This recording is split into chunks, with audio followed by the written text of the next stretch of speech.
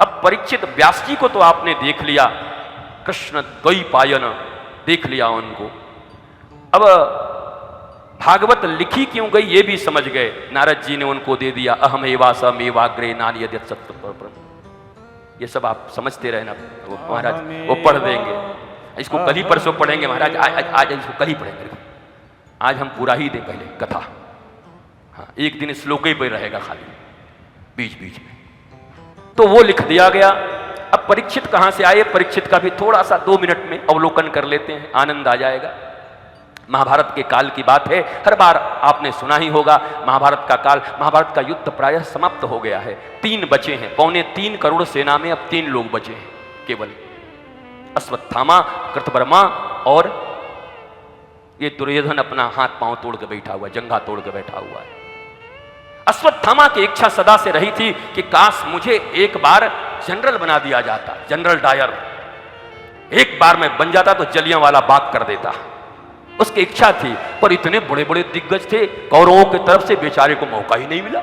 अब जहां भीष्म पितामह हो तो अश्वत्थामा को मौका कौन दे बताओ? गुरु द्रोण जहां स्वयं हो इनको मौका कौन दे? कर्ण जहां हो इसको मौका कौन दे अश्वत्थामा को? और अश्वत्थामा ने जाकर के, दुर्योधन का उरुदंड टूट चुका है, भीम की गदा से रक्त रंजित हैं वो दुर्योधन जो चारों तरफ गदा लेके उछलते रहता था, आज उस कुरुक्षेत्र के मैदान में एक पग चलने में भी कठिनाई है, जंघा पकड़ के बैठा है। अश्वत्थामा गया, कहा महाराज एक काम करोगे क्या? बोला मुझे सेनापति बना दो। दुर्योधन ने कहा सेना ही नहीं है, सेनापति बन के अब क्या करेगा?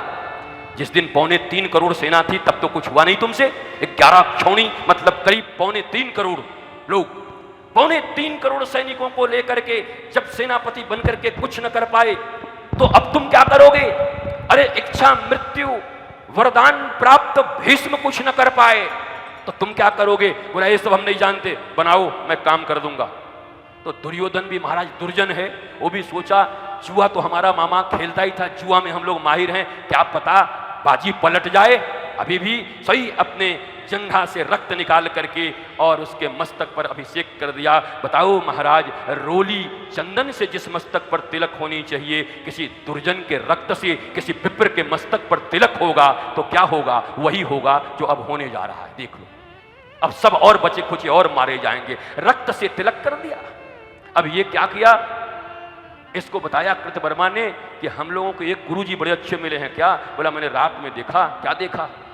बोला हम देखे कि महाराज कौआ लोग सोए हुए थे, करीब 10,000 कौआ, और 10 उल्लुओं ने हमला कर दिया, सब कौआ को भगा दिया।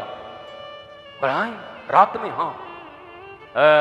अश्वत्थामा बोला क्लू मिल गया मुझे। बताओ, गुरु द्रोण का बेटा आज अपना गुरु उल्लू को बना रहा है, उल्लुओं से सीख रहा है कि रात में उल्लुओं ने हमला किया और जीत गए 1000 कौआ पर, हम भी रात में हमला करेंगे। महाभारत के युद्ध में यह पहली बार होगा जब युद्ध के नियमों का उल्लंघन करने जा रहा है सेनापति। सेनापति पहुंचा और रात्रि में आपको पता ही है द्रौपदी के 5 पुत्रों, सोए हुए पुत्रों के मस्तक काट दिए। इसमें मस्तक काट के ले गया, दुर्योधन को दिया। दुर्योधन ने एक एक करके मस्तकों को टेस्ट किया, ऐसे ऐसे करके वो सबको ऐसे करता था, चपक जाते थे सब। सोचा भीम का मस्तक तो मुझसे फूटेगा नहीं, दबाया और वो जो दब गया, कहा अरे ये क्या किया? बोला क्या हुआ? बोला इसमें से कोई पांडव नहीं। किसको ले आए? अरे बोले महाराज हम तो उन्हीं को ले आए। उस रात्रि भी क्या हुई, जहां 5 भाई सोए थे, भगवान ने कहा चलो अब युद्ध एकदम अंतिम स्थिति में है, चलो चाय पियाते हैं महाराज, बहुत दिनों से नहीं पिए। आनंद, अब भगवान को बचाना है इनको, पांडवों को। 5 उनके पांडव को पुत्र सो रहे हैं, पांडव को भगवान उठा के ले गए हैं और आकर अश्वत्थामा मारकर उनके मस्तक को ले गया है। अब जब सुबह द्रौपदी ने देखा, हाहाकार मचा, क्रोधित हो गई। सारे पांडव जाकर के पकड़ के अर्जुन ने महाराज बांध कर, जैसे पशु को बांध कर लाया जाता है, ले आए। लेकिन अब द्रौपदी को देखो, द्रौपदी जैसी रानी और द्रौपदी जैसी महिला शायद इस पृथ्वी पर न हो। श्री कृष्ण जिसको अपनी सखी मानते हो, सखा। उवाच चाह संत्यस्य बंधनानयनं शती मुञ्चता मुञ्चता मे स ब्राह्मणो नितरां गुरु। अभी भी जिनके दाह कर्म नहीं हुए हैं, 5-5 पुत्र मैया, तुम ध्यान से सुनो, सिनेमा नहीं देख रही हो। ऐसे सिनेमा देखने की जगह मूंगफली खा के सिनेमा देख रहे। 5 बेटे मारे गए, द्रौपदी के थोड़ा दुखी हो। 5 ही बेटे थे, 5 काट दिए गए सोते सोते। सोते हुए मनुष्य की अगर अकाल मृत्यु हो जाए तो सदगति होने में बड़ा कठिन होता है। तो पुत्र तो मारे गए, पर दुख यह है कि सदगति भी ना हो पाएगा। सब अकाल मृत्यु ऐसे मारे गए, दुर्गति होगी सबकी। पर जैसे ही देखा कि गुरु पुत्र को पशु की तरह बांध कर ला रहे हैं, वैसे ही द्रौपदी ने कहा, मुंचताम एस ब्राह्मणो नितराम गुरु। अरे रे रे रे अर्जुन, ये क्या कर रहे हो? ये गुरु पुत्र हैं। बेटे की बॉडी पड़ी हुई है, सर गायब है, रक्त रंजित है घर। 5 ही बेटे थे, 5 समाप्त, मां एक। और 5 बेटों के 100 के सामने गुरु के पुत्र को पकड़ के लाया जा रहा है, तो गुरु के प्रति कैसी भक्ति है। अरे हमारे बलदेव के वासियों और कल्याण देवाचार्य महाराज के वंशजों, आप भी ऐसे हो कि अपने गुरु के प्रति, अपने बलदाऊ भैया के प्रति आपका इतना प्रेम देख करके ही तो ये सौभरी का बेटा यहां आपके पास बैठा हुआ महाराज। उस सुनरक क्षेत्र से जाकर के ऐसा ही खैंच थोड़ी लाए।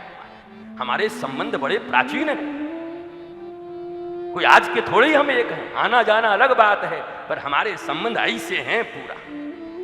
इस बलदाऊ जी बलदेव के क्षेत्र हमारा सुनरक सौवरी जी का क्षेत्र। महाराज दिव्याति दिव्य भाव से द्रौपदी ने कहा, छोड़ो छोड़ो, अरे भीम तुम भूल गए जब यही गुरुपुत्र हाथी से आते थे तो तुम इनके पांवों को भूमि पर नहीं लगने देते थे, अपने हाथों पर हथेलियों पर इनके पांवों को तुम ले लिया करते थे। गुरुपुत्र कैसे भूमि पर पांव रखेंगे? अरे नकुल, अरे सहदेव, चंवर लेके तुम पीछे पीछे चला करते थे। अरे भैया धर्मराज, आप भी तो कुछ देखो, ये क्या हो रहा है गुरुपुत्र के साथ? ऐसा नहीं होना चाहिए। द्रौपदी गुरुपुत्र के प्रति क्या कहती है कि अरे मेरे तो 5 गए हैं, पर 5 बाकी हैं, आप सब मेरे सामने हो। बड़ा सोचो मेरी गुरु मां के विषय में, कृपी के विषय में। पति भी चला गया और आज अगर बेटे को भी तुमने खत्म कर दिया तो हमारी गुरु मां कैसे जिएगी? 5-5 100 पड़े हो जिसके आंगन में, उसके बाद भी वो किसी नारी का चिंतन कर रही हो, वो दूसरे के कष्ट का चिंतन कर रही हो। इसलिए द्रौपदी नायिका है महाभारत की। इसलिए द्रौपदी के प्रति भगवान श्री कृष्ण के मन में इतना प्रेम और स्नेह है। इसलिए भरी सभा में चाहे कोई पड़ा रहे, पर भगवान अपने भोग भंडारा छोड़ करके द्रौपदी की रक्षा के लिए खड़ा रहते। आज द्रौपदी के इस भाव को ही माताओं को अपनाने की जरूरत है। 2 मिनट में जिंदाबाद मुर्दाबाद करने से कुछ नहीं होगा। धैर्य, सहनशीलता, शास्त्रोक्त और धर्मोक्त नीति के अनुसार चलना ही हम सबों का परम कर्तव्य है। भाषण देने से कुछ नहीं होगा। ये भाषण 3 दिन में खत्म हो जाएंगे। ये भाषण के बाद हम भी उठे, आप भी उठे, पर ये बातें जब हृदय में आएंगी और एक भी मैया ऐसे भाव जीवन में रख लेगी, तुम तो पुत्र को कोई गाली दे दे तो उसका ऐसी तैसी करने पे राजी हो जाओगी। पुत्र को, चोर को भी चोर कोई कह दे तो उससे छाती पीट के लड़ने के लिए तैयार हो जाओगे। हैं हमारा बेटा चोर, तुम्हारा चोर, क्या मतलब है तुम? और खासकर जब गुरु संत और ऋषि की बात आए तो कैसे उनके प्रति जीवन में भाव रखना चाहिए। और आप तो, हम सब कैसे लोग हैं, भारतवर्ष के लोग, आपको पता ही है। छोटी सी कोई बात बढ़ जाए, अरे गुरुजी ने, अरे गुरुजी बेकार, अरे गुरुजी ने है, हम ऐसे ऐसे गुरु बहुत देखे। अरे क्या बात है, काहे को इतना महाभारत सुनते हो? किस लिए आप इतने भागवत का अध्ययन करते हो? किस लिए इतने श्रवण करते हो? किस लिए इतने पाठ हो रहे हैं, पारायण हो रहे हैं? किस लिए इतनी कथाएं हो रही हैं? आज धर्मराज युधिष्ठिर कह रहे हैं, द्रौपदी मैं ये सोचा करता था कि हम पांडवों की पत्नी होकर तुम धन्य हो गई हो, पर आज मुझे पता चला हम तुम्हारे पति होकर धन्य हो गए हैं, जो द्रौपदी जैसे के पति। ये भाव आज मुझे प्राप्त हो। मैं धर्मराज हूं, पर धर्मराज होकर भी मेरे मन में ये भाव आता है, हम धन्य हो गए द्रौपदी। महाराज द्रौपदी ने भगवान श्री कृष्ण वहीं पर खड़े हैं, हम भीम तो उछल रहे हैं कि हम छोड़ेंगे नहीं, चाहे कुछ हो जाए, मारेंगे इसको, खत्म करेंगे, अभी ये करेंगे।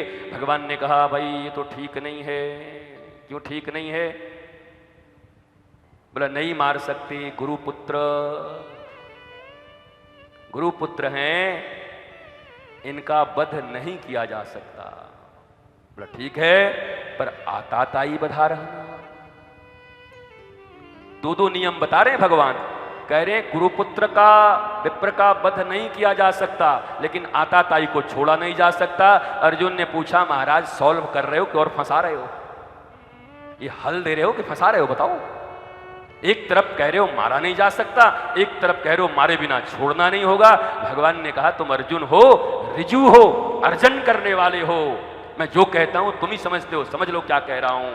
बस फिर क्या हुआ, मस्तक से मणि निकाली गई, अश्वत्थामा के मस्तक से मणि निकाली गई। मस्तक से मणि निकालने का अर्थ है मणि ही विद्या है, मणि ही विभूति है, मणि ही प्रतिष्ठा है। प्रतिष्ठा विहीन करके, विद्या विहीन करके अगर किसी मनुष्य को छोड़ा जाए तो मृत्यु तुल्य ही है, लाश के जैसा है। वो 100 के जैसा मनुष्य है जिसके मति अब न रह गए हों, सुमति न रह गए हों। सुमति नहीं है तो मनुष्य कैसे? मर गए आप, खत्म हो। जहां सुमति तह संपत्ति नाना, जहां कुमति तह विपति निदाना। तो सुमति निकाल ली गई, तो सुमति तेरे पास है भी नहीं, निकाला गया, छोड़ दिया गया। पर दुष्ट तो दुष्ट, दुष्ट को क्षमा भी करोगे तो छोड़ेगा थोड़ी। दुष्ट भी ऐसे ही है महाराज। एक तो मैं क्या बताऊं, एक आदमी ने ऐसा अपना बड़ा गांव को बड़ा परेशान करके रखा था, तो मरते समय उसने सब गांव वालों को बोला है कि मैंने जिंदगी भर आप लोगों को परेशान किया है, चाहता हूं कि प्रायश्चित कर लूं। इतना रोया कि लोगों को विश्वास हो गया कि सही में कुछ कर रहा होगा। बोला मैं मर जाऊं तो चौराहे पर मुझे टांग देना, मेरा यही प्रायश्चित है। और वो गांव वाले ने सब रोने लगे। बोला भाई चलो भाई, अब इसकी मृत्यु इसी में है, मोक्ष इसी में होगा। गांव वालों ने टांग दिया। जब पुलिस आई तो लिख के मरा था कि ये गांव वाले मेरे विरुद्ध पड़े हैं, मेरे मरने के बाद भी मुझे नहीं छोड़ेंगे, सब पर मुकदमा करता। मरने के बाद भी गांव फंसा गया महाराज। दुष्ट तो दुष्ट होते हैं, छोड़ेंगे नहीं।